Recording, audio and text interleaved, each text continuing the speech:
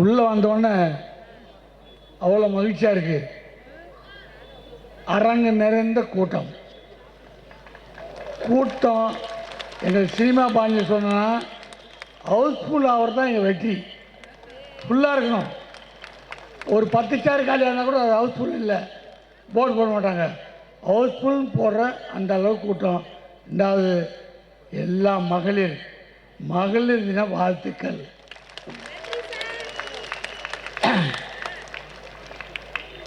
இந்த விழாவுக்கு அமைச்சர் நான் கூடும்போது இல்லைன்னா நான் இந்த தேதியில் நான் புதுக்கோட்டையில் இருக்கேன். அப்படியா? அவர் கோவமே படல. மறுபடியும் ஃபோன் பண்ணுறாரு. ஃபோன் பண்ணி எந்த தேதியில் நீங்கள் சென்னையில் இருக்கீங்க? அப்புறம் நான் என் தேதியில் சொல்கிறேன், இது ஓகேவா? அதாவது என்னையும் கடுமைப்படுத்தலை, அவர் தேதியும் வாங்கிட்டார். நாங்கள் அமைச்சரை பற்றி சொல்லணும்னா நல்ல தம்பிகளை வச்சுருக்காரு. ரிலே ரேஸில் ஓடுற மாதிரி அவர் சொல்கிற விஷயத்தை ஃபாலோ பண்ணிட்டே இருக்காங்க. வீட்டிலேருந்து புறப்பட்டீங்களா?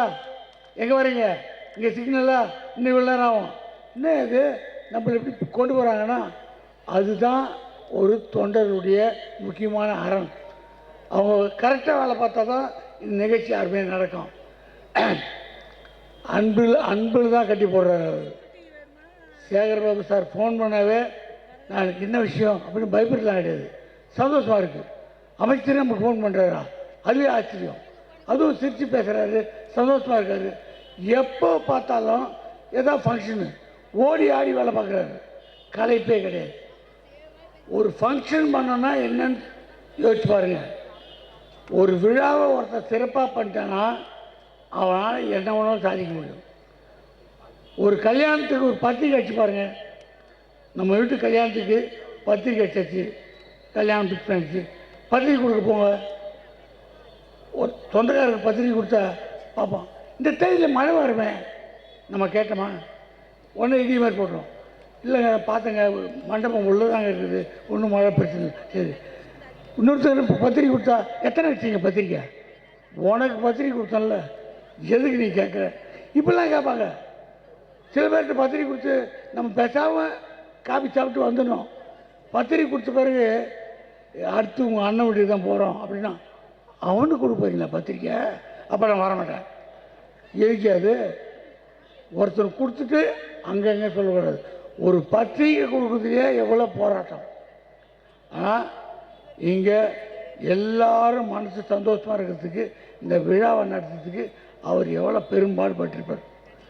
இது எனக்கெல்லாம் ப்ரொடக்ஷன் மேனேஜரு, ப்ரொடியூசரு யார் கூப்பிட்டாலும் நான் வரேன், எப்போ இருங்க அப்புறம் பேசுகிறேன் அப்படின்னு சொல்கிறேன். இவர்கிட்ட மட்டும் அப்புறம் சொல்ல மாட்டேன்.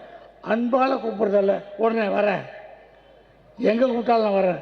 நிலாவுக்கே கூப்பிட்டாலும் இவர் நம்பி போகலாம், கண்டிப்பாக கொண்டாந்து விட்டார். எப்பேற்பட்ட விழா! மேடையில் எவ்வளோ பெரிய ஜாம்பவான்கள். அவங்க மேயர் பிரியா, அவங்க நிறைய மேடையில் இந்த மாதிரி மேடையில் தான் பார்த்துருக்கேன். நல்லா பேசுவாங்க. ஒரு நம்ம மேயர் இப்படி தான் இருக்காங்கன்போது நமக்கு ஒரு சந்தோஷம். ஒரு ஓடி ஆடி வேலை பார்க்குறாங்க.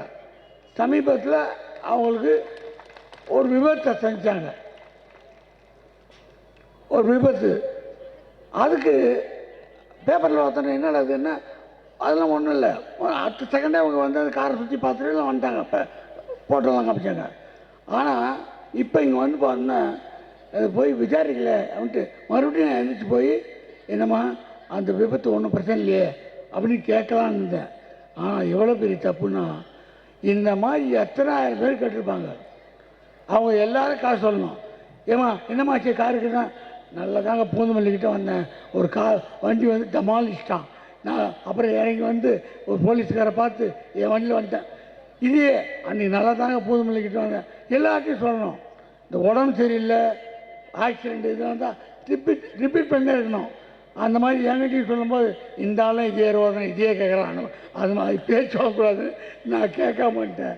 ரொம்ப ஒரு குடும்ப பெண். நான் அப்போ அவங்ககிட்ட பேசியிருக்கேன். என் மருமக பேர் பிரியா, இந்த மேயர் பேர் பிரியான் போது ரொம்ப மகிழ்ச்சியாக இருக்குது. எங்கள் பொன்மனன் அவர் பேசும்போது சாதாரணமாக பேசும்போது ஒரு கதை சொல்கிற மாதிரியே பேசுவார், சினிமா கதை சொல்கிற மாதிரி. அங்கே வந்தோன்னா நான் அப்போ தான் அங்கே வெளியே போகிறேன், அவருக்கு ஒரு டீ சொன்னேன், டீ வர ஒரு லேட் ஆச்சு, அதுக்குள்ளே நான் வந்துட்டேன். என்ன ஒரு சினிமா சீன் மாதிரி சொல்கிறாருன்னா அப்போ தான் ஈஸியாக அவங்களுக்கு புரியும், கேட்குறவங்களுக்கு நம்ம சொல்கிறது புரியும்னு எப்போவுமே நடிச்சு காமிக்கிறது, விளக்கமாக சொல்கிறது. அற்புதமான தமிழ் ஆக்ஷன்லாம் நல்லாயிருக்கும். அவர் அப்போ பேச்சாற்றல் சொல்லி வேணாம். எல்லாத்தோட நான் பயந்தது நாஞ்சில் அண்ணன். அது ஒரு சிறுத்தை கிட்ட பேசுகிற மாதிரி, இந்த மைக்கே சிறுத்தை மாதிரி தான். மைக்கை பார்த்தா நமக்கெல்லாம் கை காலெலாம் தந்தி அடிக்குது, பேண்ட்லாம் ஆடுது. பெரிய பெரிய ஆள் அப்படியே அவனை பிடிச்சி உள்ள போடு, இது யார் அப்படிலாம் பேசுவாங்க. மைக்கிட்ட விட்டு பாருங்கள், கை காலெலாம் தந்தி அடிக்கும். அவன் பேரே மறந்துடுவான். உங்கள் பேர் நாங்கள், என் பேர் யோ நீ பேரே மறந்துட்டுனா மைக்கு வந்தவுடனே இளமையும் ஒரு சிறுத்தை மாதிரி சொல்லுவேன். ஏன்னா நான் சபரிமலைக்கு போயிருந்தேன் ஒரு 25 வருஷத்துக்கு முன்னாடி. அப்போது என் நண்பர்களோட கல்யாணம் சொந்தம் ஒரு ஃப்ரெண்டு, அவங்க கூட காரில் போகிறோம். நைட்டு ஒரு 2 மணி இருக்கும். போகும்போது ஒரு சிறுத்தை குச்சிது ரோட்டில். அப்படியே நின்ட்டோம். லைட்டை ஆஃப் பண்ணுறதா போடுறதா? ஏன்னா லைட் ஆஃப் பண்ணால் சிறுத்தைக்கு பிடிக்குமா, லைட் போட்டால் பிடிக்குமா யாருக்கு தெரியும். அப்படியே நிற்கிறோம். சிறுத்தை எங்களை பார்த்து நிற்குது. கொஞ்ச நாள் லுக்கு கொடுத்துட்டு அது பாட்டு போயிடுச்சு. அது என்னை பார்த்து இந்த மைக்கே பயப்படுது. அப்போ ஒரு சிறுத்தை குச்சி அது ரோடு கிராஸ் பண்ணி போயிடுச்சு. அவ்வளோதான். நாங்கள் சைலண்ட்டு, ஒன்றும் சொல்லலை. மெதுவாக என் ஃப்ரெண்டு என்கிட்ட, கல்யாண சுந்தரம் இன்னும் எவ்வளோ நேரம் ஆகும்னா சபரிமலை போகிறது. டேய் நீ தான்டா கல்யாண சுந்தரம், நான் பாண்டியராயிருந்தாங்க. அவன் பேரையே மறந்துட்டு என்ன கூப்பிட்றான், நான் தான் கல்யாண சுந்தரன். அந்தளவுக்கு பயம்புத்துறோம். ஒரு ஷாக் வந்தால் அந்த மாதிரி ஒரு சிறுத்தை மாதிரி தான் மைக்கு. நம்ம பேச நினச்சி தான் மறந்துடும். ஆனால் நாஞ்சில் அண்ணனுக்கெலாம் மைக்கு கொடுத்தா அல்வா சாப்பிட்ட மாதிரி மைக்கு பயப்பு அது ஆடும். அவர் எவ்வளோ மனப்பாடம் பண்ணியிருக்காரு, என்ன தோனி, என்ன ஆக்சண்ட்டு, பார்க்க ரசிக்கலாம். பேசுவது ஒரு பெரிய கலை, எல்லாம் சொல்லலாம். அது ஹோம்ஒர்க் பண்ணணும். அந்த மேடைக்கு வந்தோடனே இது போடியம் இருக்குது, 2 பக்கம் கையில் பிடிச்சிக்கலாம். அப்போ தான் நம்மளுடைய நடுக்கெல்லாம் தெரியாது. கை காலெலாம் நடுங்குது, ஆனால் பிடிச்சிக்கிறது ஸ்டைலாக. சில இடத்துல போடியம் இருக்காது, மைக்கை கையில் கொடுத்துருவாங்க. நான் என்ன கேட்குறேன், மைக்கை நீட்டுனா மைக்கு அங்கே போயிடும், நம்ம பேச கேட்காது. இந்த மாதிரி பல சூழ்நிலைகள்லாம் இருக்கும்.